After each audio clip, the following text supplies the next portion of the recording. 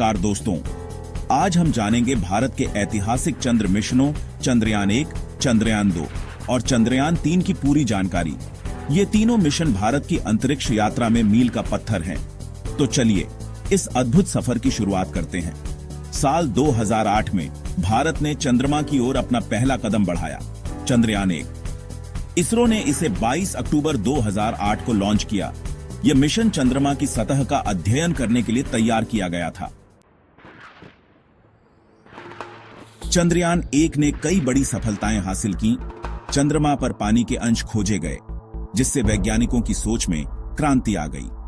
चंद्रमा की सतह की त्रिआयामी मैपिंग की गई।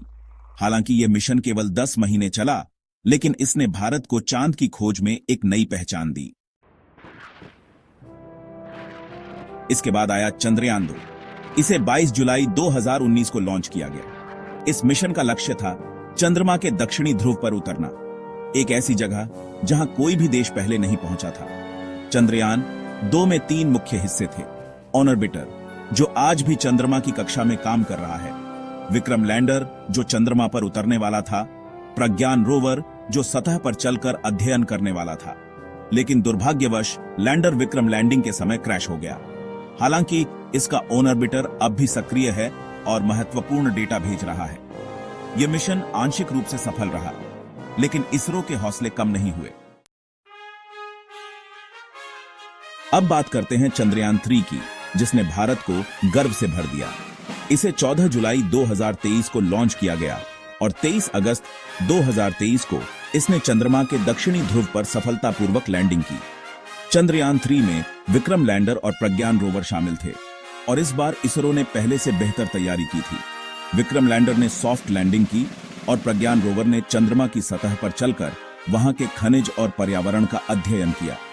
इस मिशन ने भारत को पहला देश बना दिया जिसने चंद्रमा के दक्षिणी ध्रुव पर सफलतापूर्वक लैंडिंग की। यह न केवल इसरो की बल्कि पूरे देश की बड़ी उपलब्धि थी।